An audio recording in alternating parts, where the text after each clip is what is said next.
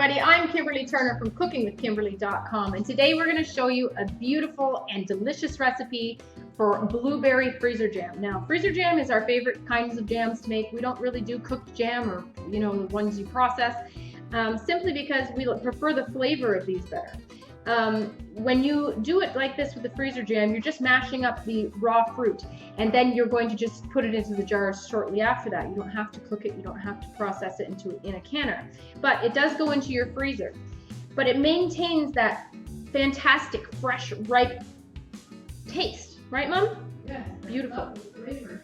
So what I've done is I have two beautiful, what were they, pints of blueberries, fresh blueberries. They looked gorgeous today, so I thought, why not make some freezer jam today?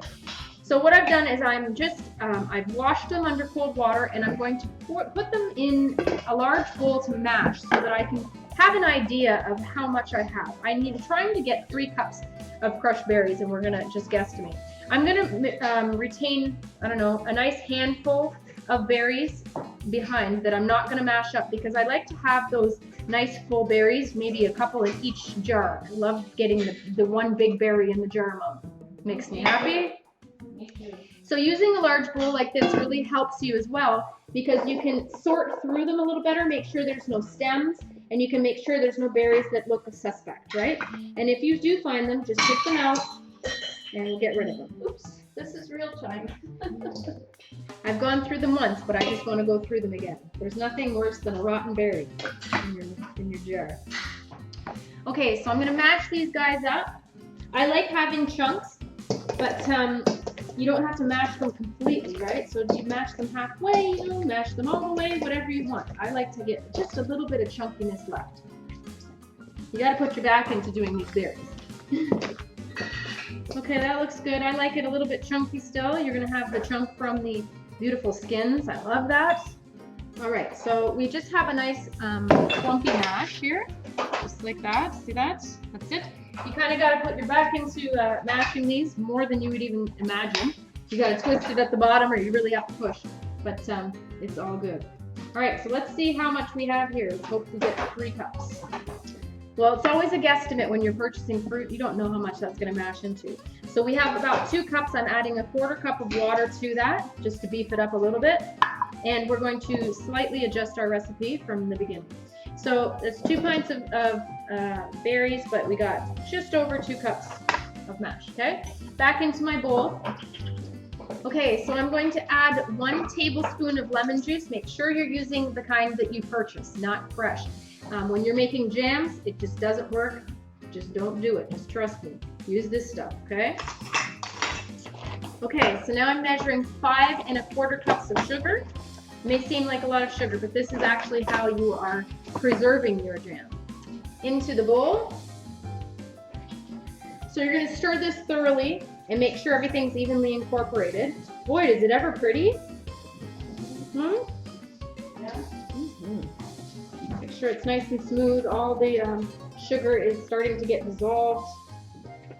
Beautiful. Look at that. What a color. Look at It's that. like magenta with purple blue chunks. It almost looks like that has scapa juice. Look at that, right? Look at that. Isn't that beautiful? Wow. All right, so 10 minutes on my clock. And we're going to get prepared a small saucepan with 3/4 of a cup of water so that I can get my pectin started, okay?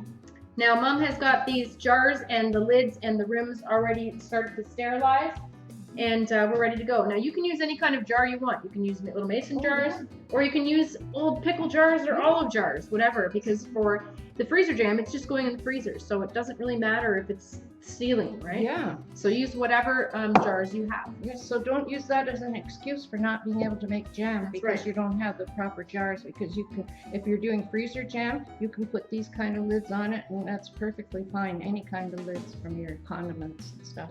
Amen. Handy. And some of those jars are really cute too. Yes, they are. I hate throwing them out. I know. Now you're going to use the directions based upon whatever pectin that you get. We like to use the crystals. You can also buy liquid, but we prefer this kind better. So I have 3/4 of a cup of cold water in a saucepan, and I'm just going to stir in my package of pectin while it's cold. making sure it's completely dissolved. Use a whisk if you need to. Now I'm going to put it on my stovetop and I'm going to bring it to a full rolling boil. And as soon as it comes to that boil, you're going to turn it off. Okay, my pectin has come to a full rolling boil. I'm just stirring it up to make sure we don't have anything, weird chunks and things. And Mom is going to stir for me. You're going to stir this for at least 3 minutes before you want to put the jam into jars. Get every little bit of that pectin, because that's what's going to congeal this jam, make it into jam and not just fruit mash. It's so much fun to experiment and try all different kind of jams with all different fruits. Okay, it's been 3 minutes. It's time to fill these jars. Let's taste. Oh, Mom. Okay, one of these little beautiful funnels is a really great investment. It will very much help you when you are doing canning. Now I'm just going to use a ladle and I'm going to ladle it into these jars. We're going to leave at least a ½ inch of headspace because in the freezer, liquid, expands. So you want to have enough room for it to do so. And Mom is just going to wipe off the lids for me, the mouths of the jars. So good. We just want to add a couple of whole berries to the top of that jam. Awesome. There. I love getting the berries, the whole ones. This is a beautiful color, and I love seeing the specks of the skin in there. Yeah. Couple berries on the top. Okay, so that's how you do it. That's it. That's all, right? Look at these beautiful jars. You can see the really nice chunks of the skin in there. Man, this stuff is so good. It's like biting into a whole bunch of fresh, sweet blueberries. Beautiful. Now this is great on toast. This is great on buns. This is great on French toast. It's great in pancakes, in crepes, all kinds of things. Yep. I use it for vinaigrettes all the time as my sweetener instead of honey. There's so many options, but at least you have it. Make sure you save some room in your freezer so that you can store these guys. Now, these are going to sit out on the counter overnight, at least 12 hours before we put them in the freezer. It just makes sure that all the sugar is nice and dissolved. You won't have it crystallizing out for you. Okay, so that's it. That's all. That's how you do it, Mom. And if you use jars that you're saving from condiments, make sure you save the lids too. That's for sure. You'll be upset.